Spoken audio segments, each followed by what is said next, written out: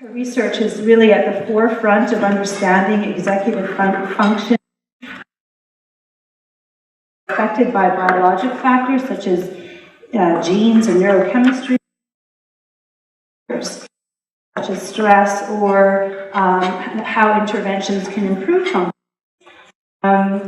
She made discoveries that have improved treatment for medical disorders such as PKU, and has also impacted early education.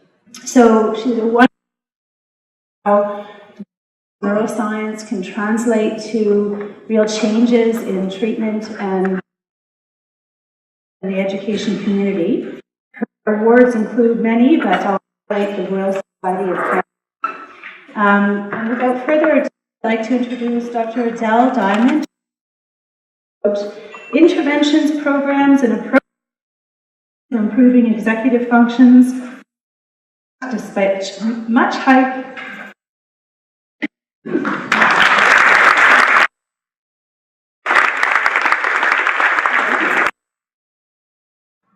Hi, I may be attending the first Flux meeting, but I won't make that mistake ever again. Very quickly,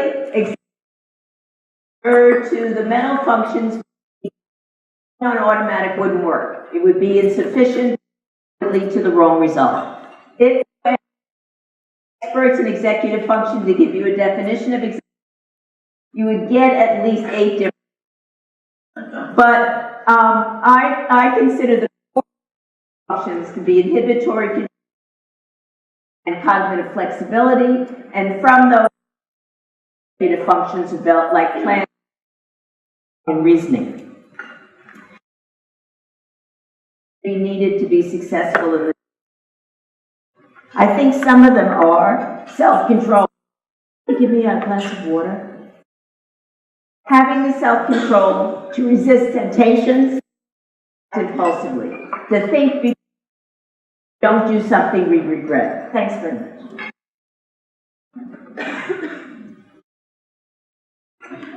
Discipline and perseverance. Have to stay on task, resist not to. You're bored, you're frustrated, there are a lot more interesting things you inhibit giving into those temptations. The creativity between seemingly unconnected things. And ideas in your mind. Disassembling them, reconnecting them in new ways. Creativity in seeing familiar things in new ways. Perspectives. If one way of solving a problem isn't working, can we reconceive the problem in a different way? And flexibility. Being able to take advantage of a sudden opportunity. Being flexible enough to get around unforeseen problems. Being flexible enough to admit you were wrong. To get new information. Executive predict academic performance grades through university better than does IQ. In a very study, children with better inhibitory control were more persistent, less impulsive, and had better attention regulation when they were little kids. Years later, as adults, had better health, and better jobs, fewer run-ins with the law, and a better quality of life. And that's almost everything under the sun. That's 1,000 children born in the year, followed for 32 years with a 90% retention rate. Unfortunately, so executive functions are important. Executive functions, of course, depend on of interconnected neural regions in which prefrontal cortex plays a prominent role. Executive functions are the first to suffer the most if you're sad or stressed, sleep deprived, or not physically fit. Conversely, we have better executive functions when we're happy, socially supported, and are healthy and physically fit. Our brains work better when we're not in a stressed emotional state, and that's particularly true of executive function. Stress impairs executive function, cause someone to look as if he or she has executive function impairment like ADHD, when they don't all, they're simply stress. And you may have noticed you can't think as clearly or exercise good self-control. I reach for the chocolate. One reason why stress affects prefrontal cortex is illustrated here. Mild stress dramatically increases dopamine in prefrontal. It doesn't do that elsewhere in the brain. Prefrontal needs dopamine to function, but if you flood it, prefrontal can't function properly. Another reason is probably that in humans, indeed in there are more glucocorticoid receptors in prefrontal cortex than in hippocampus. The opposite rodents. So often the rodent literature will highlight hippocampal function. Hit will probably get prefrontal cortex in humans. When we're sad, we're worse at selective attention. When we're happy, we're better at selective attention. People show more creativity when they're happy. The most research predictor of creativity in social psychology is mood. The most robust finding is that a happy mood leads to greater creativity. It enables people to work more flexibly and to see potential relatedness on usual and atypical members of categories. That doesn't mean that happy people are always more creative than unhappy people, but that in general, during the periods when you're happier, you tend to be more creative. This is a study in which BJ and Bruce McHugh were co-authors. In college students, 1 month of stress in preparation for a major exam disrupts prefrontal cortex functional connectivity. Better when we're not feeling lonely or socially isolated, and that's particularly true for prefrontal cortex and executive functions. A couple of examples of studies. Roy Baumeister and colleagues told one group of subjects to expect that they'd have close relationships throughout their lives. He told another group of subjects the opposite, and a third group of subjects unrelated bad news. On simple memorization questions that require prefrontal, everybody performed comparably. But on logical reasoning that requires prefrontal, those told to expect that they'd be lonely perform worse. Researchers haven't tried to manipulate this. They'll simply give a survey when you come in the lab. And some questions have to do with, do you feel socially supported, do you feel lonely? And for example, Campbell and others found that prefrontal cortex worked less efficiently in people who said they were lonely. We are fundamentally social. We need to belong. We need to fit in and be liked. Children who are lonely or ostracized will have more difficulty learning. It's not just peers. A close relationship with a caring adult mentor can be huge. Not just intellects, emotion, and social, we also have bodies. And our brains work better when we're fit. You can't think as clearly when you have a cold. You need your sleep.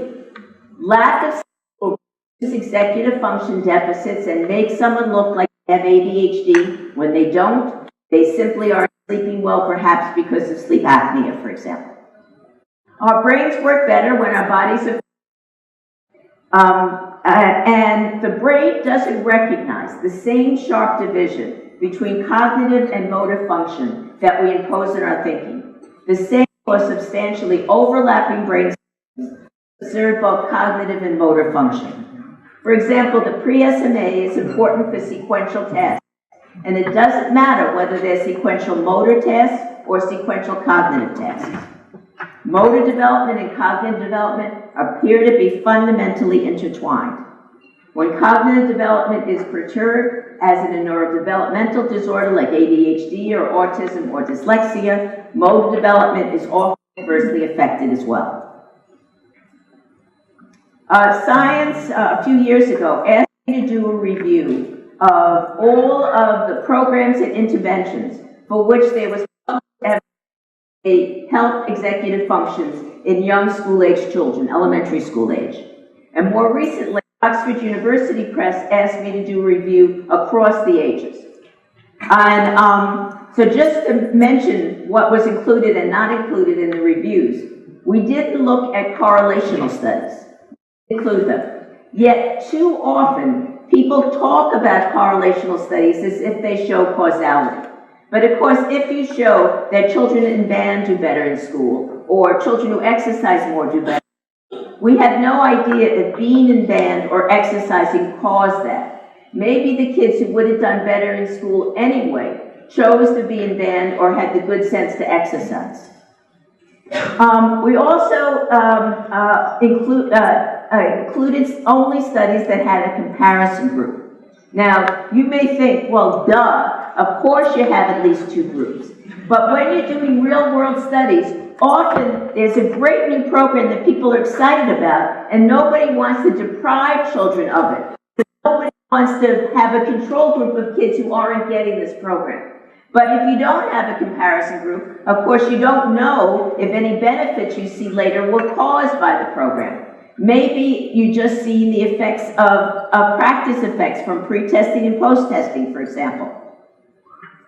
Also, studies that have two active groups, like those who get more exercise and less exercise, if both groups show comparable improvements, you still can't conclude about causality. In a study that somehow got published, they randomly assigned kids to low-intensity or high-intensity soccer exercise. Both groups improved in accuracy and speed on the flanker task, with almost identical post-test results and change scores. They concluded that regardless of intensity, the soccer exercise gives you shorter reaction times and higher response accuracy. But of course, since both groups improved comparably, we don't know if you hadn't done soccer at all, and you just got the test earlier and later, you would have improved. What they needed was another group that didn't show as much improvement over their time course. We didn't look at acute effects, that is, effects just from doing something once, and we only looked at studies that had at least one assessment of executive functions. And there's evidence for a lot of diverse activities. Computerized training, games, aerobics, martial arts, yoga, mindfulness, and certain school curricula all have at least one published study that says they improve executive functions. Now, for some years, I was quoting reviews of the effects of physical exercise on executive functions, many of them coming out of Illinois in Art Kramer and Chuck Hillman's group. So, for example, here in this review, they conclude, in particular, the frontal lobe and executive functions show the benefits. And I was saying this to innocent people in my audience. And then, for these reviews, I went back to the raw data, to the studies. And the studies don't support this.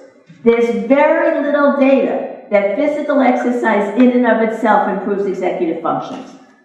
There's lots of evidence that it improves hippocampal memory, recognition memory, and recall memory. But mindless exercise, like riding a stationary bike, there's very little evidence that it improves executive functions. Here's an example from Chuck Hillman's lab that's cited to say it improves executive functions, and it's this finding that they say shows this. The subjects were given the Sternberg test. Now, at the beginning, this is the group that got exercise, the black line. In the beginning, they're worse, and for some reason, inexplicably, the control group gets worse on the easy condition. And that's where their effect is. Here, the control group, here the exercise group is worse and they catch up. Here, the exercise group is worse and they catch up. I'm not excited about this as showing the benefits of exercise. Exercise alone appears not to be as effective in improving executive functions as exercise plus character development like traditional martial arts, or exercise plus mindfulness like yoga, or exercise that includes cognitive components. Lakes and Hoyt did a wonderful study where they randomly assigned children in grades kindergarten through 5, either to traditional Taekwondo or standard phys ed. What they found is the kids assigned to Taekwondo showed greater gains than children in standard phys ed on all the dimensions of executive function they studied. And this generalized to multiple contexts and was found on multiple measures. They also did better on mental math. Now, traditional martial arts emphasize self-control, discipline, character development. For example, you're not supposed to go in there and immediately attack the other guy. You're supposed to inhibit your tendency to immediately go in there and wait till you have the opportunity. Wait till your opponent is slightly off balance. Now take advantage of that. In a study with adolescent juvenile delinquents, one group was assigned to traditional Taekwondo, and the other group was assigned to modern martial arts. Martial arts simply as a competitive sport, simply as like nothing about character development or waiting for your opportunities.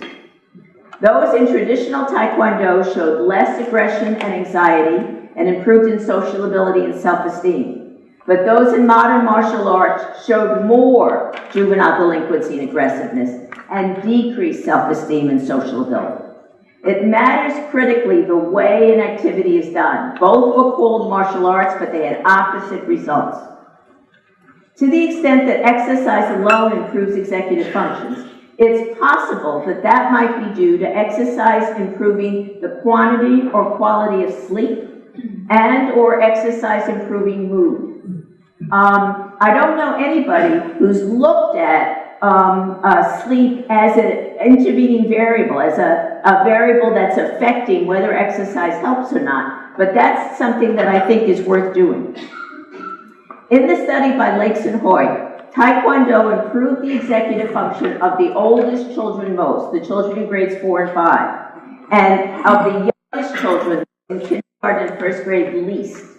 It's possible that children of only 5 or 6 years of age may be too young to fully reap the benefits of traditional martial arts. We don't know. Computerized training of working memory or reasoning, like CogMed, clearly improves working memory or reasoning.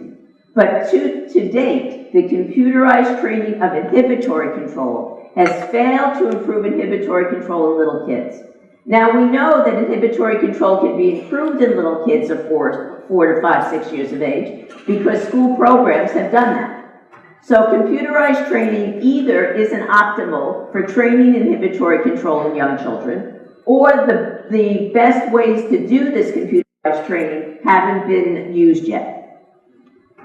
I just wanted to mention that there's a study that comes out of the Netherlands that isn't published yet, which is a very interesting take on CogMed, because we all focus on the computerized training aspect of it.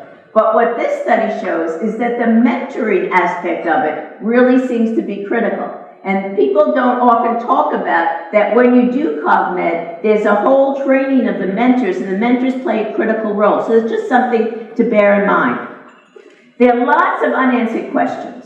What are the optimal approaches for different individuals or groups? By groups, I mean ages, gender, background, etc. The optimal doses, frequency, and or durations for different methods, individuals, and groups. And how to help benefits last. Whether you need to provide booster training sessions and at what intervals, when to embed challenges to the trained skills in daily activities, and or to address social, emotional, and physical needs that impact cognition. But even though there are lots of unanswered questions, there are some principles that have emerged from the studies to date. One is that those with initially poorest executive functions always show the most benefit. So that's kind of the low-hanging fruit. If you're not sure if your program's going to show benefit, try it with the people who don't have such good executive function. And one finding that shows this, I was going to say hot off the press, but it's not in press yet, is by Clancy Bale and Sibel Reaver. They were looking at the Tools of the Mind program in kindergarten children. Now this is across the board in all the schools. And the effect sizes, they go up to about 0.3. Notice that the scale here goes to 0.3, because on the next slide, 0.3 is in the bottom half of the distribution already. This is only the poor children, the children in the poverty schools. The effect sizes are much larger. It's not to say that Tools of the Mind doesn't help middle-class kids. This is from a recent study we did that we've just submitted. So in the beginning of the kindergarten year, most kids couldn't read. About 15% could read the easiest books. By the spring of that year, 33% of the kids in Tools were reading at grade 1 level. That's 3 times as many as the kids in the control group. And this was mostly middle-class kids. So it also helps middle-class kids, but it tends to help lower SES kids, kids with ADHD, kids who have lower or working memory span more. Children at risk start school with worse executive functions than more economically advantaged kids and fall progressively farther behind each year they're in school.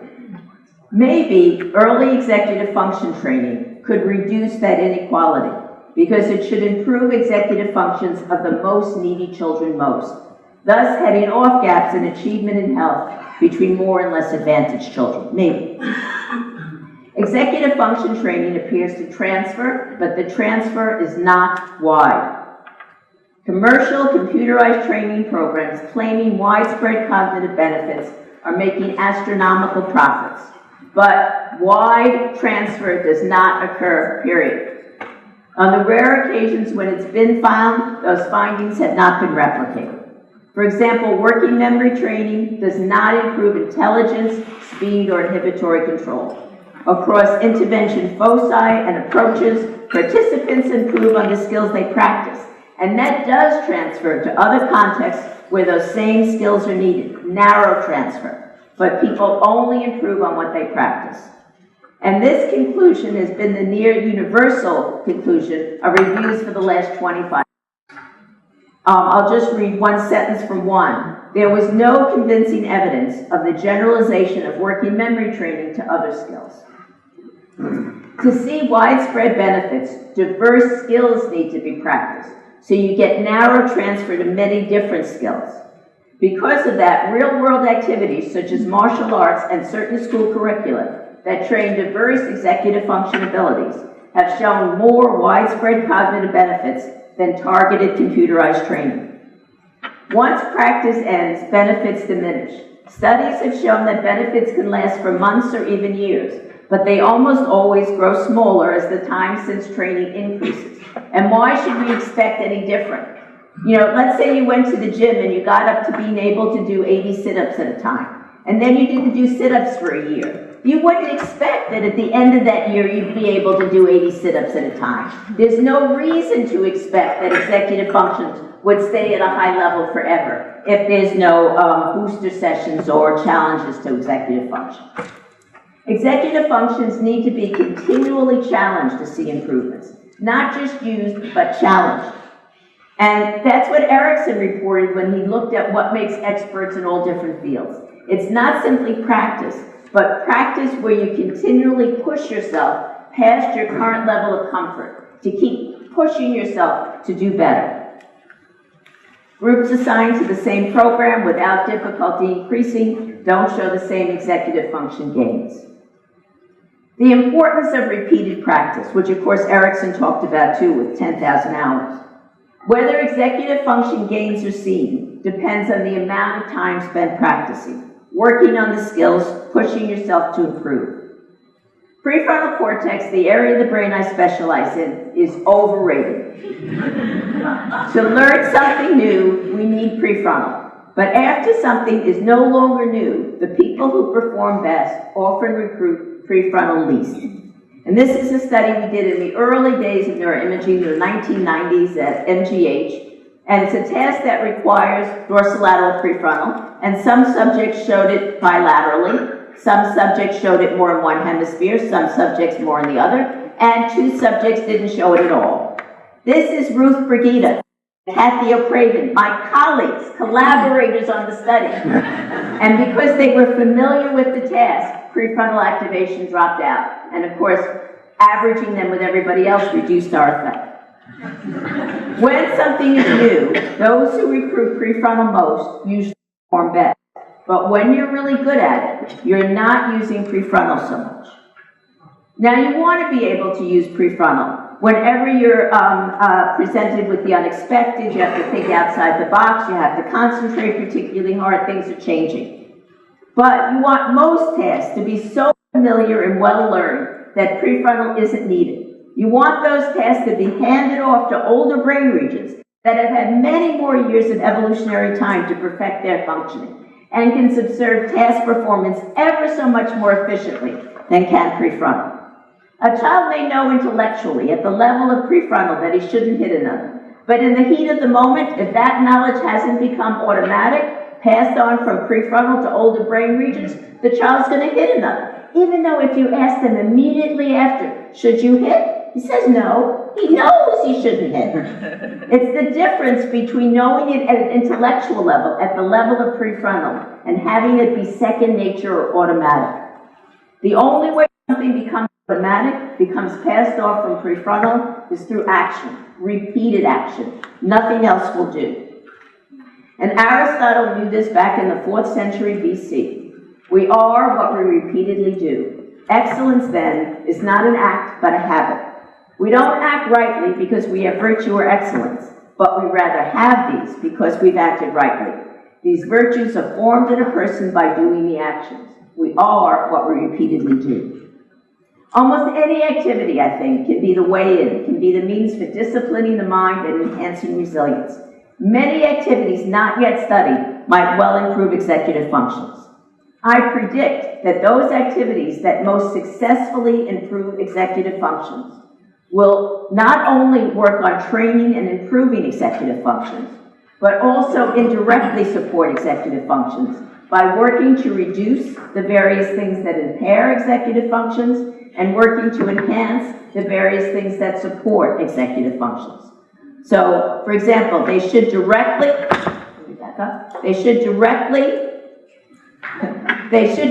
improve executive functions, but I think the ones that will be best will also be ones that give kids joy, that make them feel like they belong to something that's bigger than themselves, give them confidence, etc., and include their body moving. The key is also that the child keenly enjoy the activity and really want to do it. So he or she will spend a lot of time at it, pushing him or herself to improve. What activities hit all those points, directly and indirectly supporting executive functions? Traditional activities that have been around for millennia. For tens of thousands of years across all cultures, storytelling, dance, art, music, and play have been part of the human condition. People in all cultures made music, sang, danced, did sports, and played games. There are good reasons why those activities have lasted so long and arose everywhere. They address our physical, cognitive, emotional, and social needs. They challenge our executive functions. You have to concentrate. You often have to remember long sequences. They make you happy.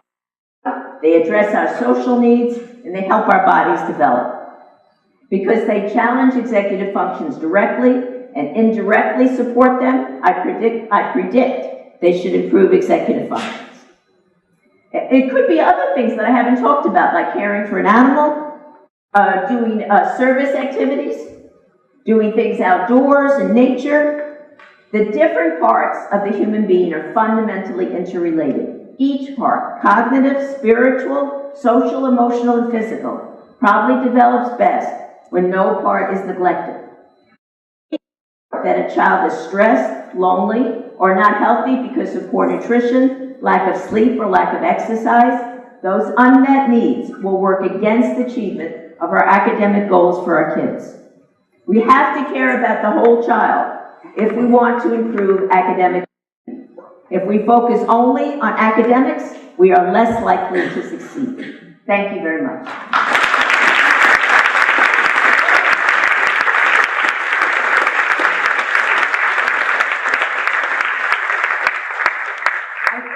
Time for a couple of questions. You want to use the microphone? We had a problem.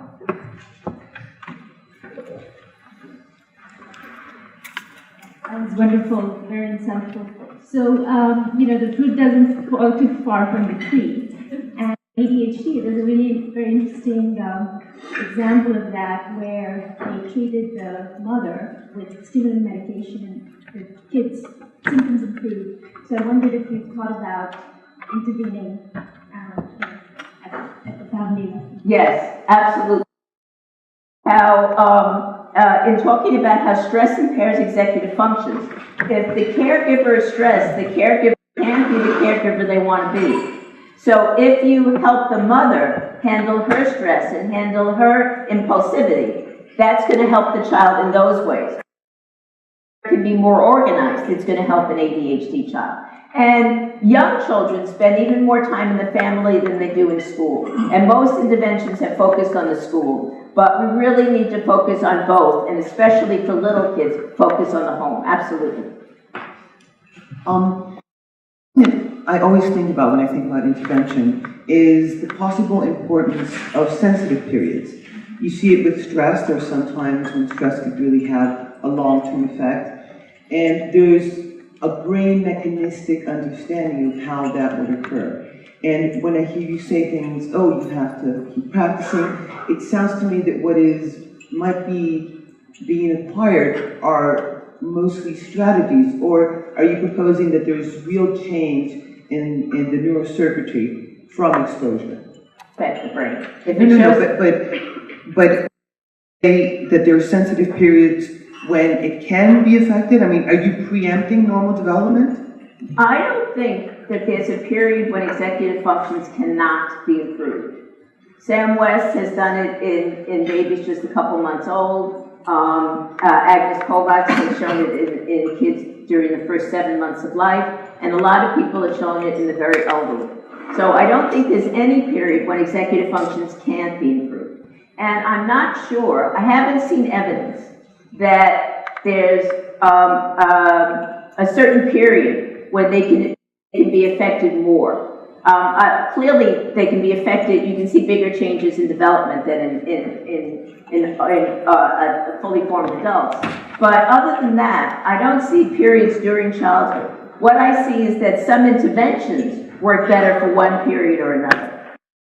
The one reason why I think early intervention is so important doesn't really have to do with the brain as much as it has to do with forming self-image. Because kids form images of themselves, and the kid who goes to school with poor executive functions tends to get yelled at all the time. They're blurting out of their seat, they're blurting out the answer, they're taking things from other kids, they're not paying attention, they're not completing their assignments. They hate school for good reason. They get lousy grades and the teacher's always on their case.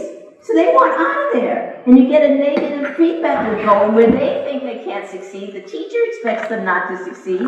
And then you have kids who have good executive functions and they do everything the teacher asks, and the teacher thinks they're great and they think school's great and they want to be there. So I think the image that we find of ourselves can be very hard to change. So I want to get in there with an image that they can succeed. Yes, we can do this, rather than have some start with an image that I can't do this. Thank you very much. We're going to have to move on to our set of speakers.